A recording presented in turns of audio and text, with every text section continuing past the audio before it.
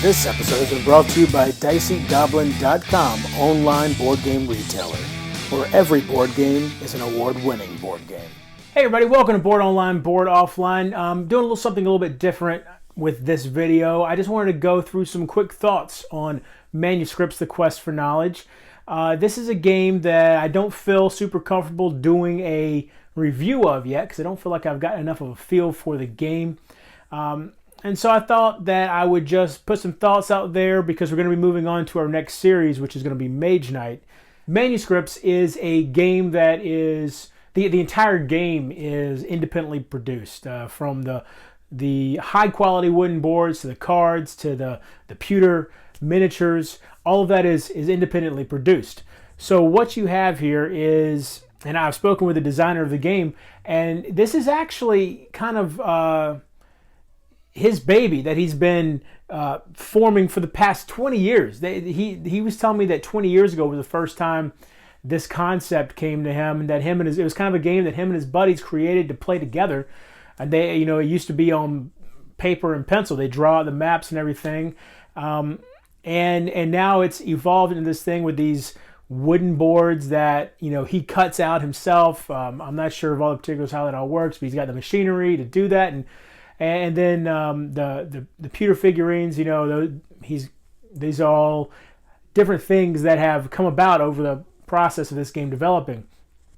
This is a game that I feel like the right player count is going to be above 2 for sure.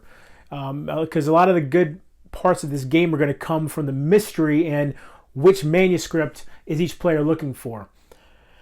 So I have not yet gotten to play with more than 2 players for various reasons, and I'm not sure how soon that'll be. So I wanted to indicate that it seems to me that probably the right player count is going to be somewhere in the 4-player, 5-player range.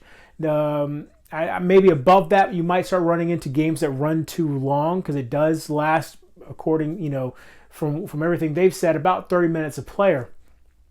I think that maybe that'll speed up some. One thing that I thought was interesting was when I was first reading the rules and looking at the game, I thought that the monsters in the game are very, very powerful and could easily kill a hero in one battle, possibly. But almost certainly if you stand toe-to-toe through 2 battles with a monster, just doing physical, regular melee combat, those monsters are going to wipe you out. Almost certainly. They definitely have the advantage. It's with the spells, that's where these monsters, where you're able to level the playing field. I thought, and when I started realizing that and realizing how powerful some of the spells are that the wizards are able to use, that became much more intriguing to me.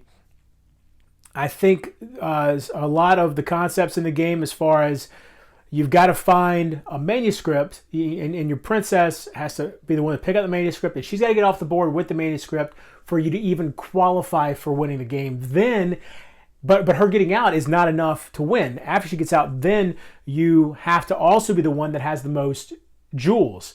And those jewels are going to be collected by other players. They're going to be collected by monsters controlled by other players. And so, it turns into this interesting, somewhat of a push your luck mechanic mechanism, in that you want to leave the board before because if your hero dies, the jewels that he had goes to whoever killed him. But at the same time, you don't want to leave the board before you've gotten enough jewels to win.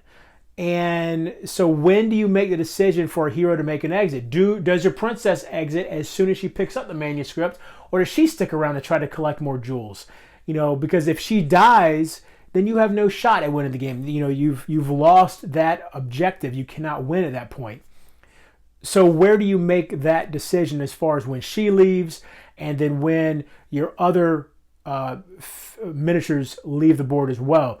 The warrior is really probably the most disposable of the characters, because the wizard is going to be the one casting the really powerful spells.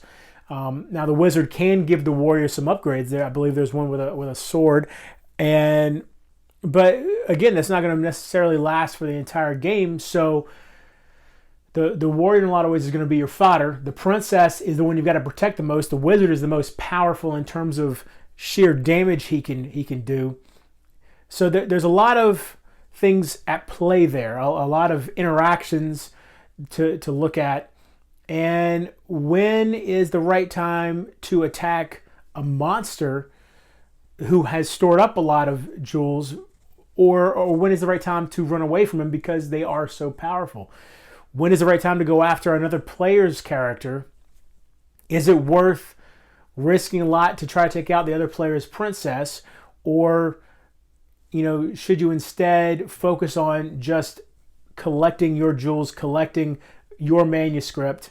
It's certainly one of the best produced independent games that I've seen, and I'll tell you right now, I have not physically played any other independently produced game other than this one.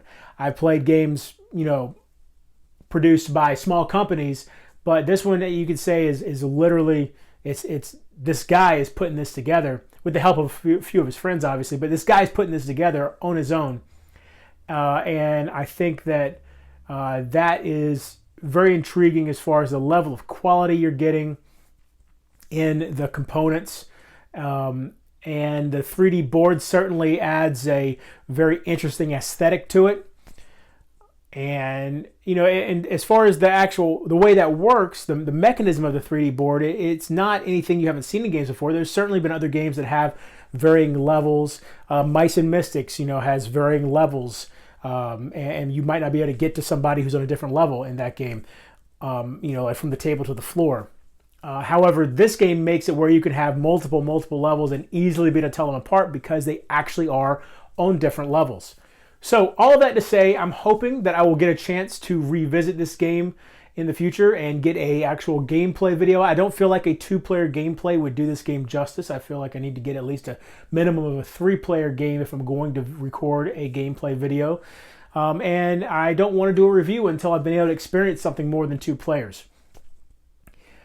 However, if this is something that you are interested in and you think it looks interesting and maybe the rule set itself has intrigued you on top of the way the components look, please go over to theultimateboardgame.com and check out what they have to offer.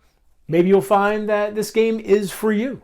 And, it certainly does have a lot of things going for it. Don't forget, you can find me on Twitter at Board Offline. You can find me on Board Game Blender every other week or so. I am on Board Game Geek. There's a guild there now. You can find the link for the guild in the description below. And until next time, if you're bored online, board offline.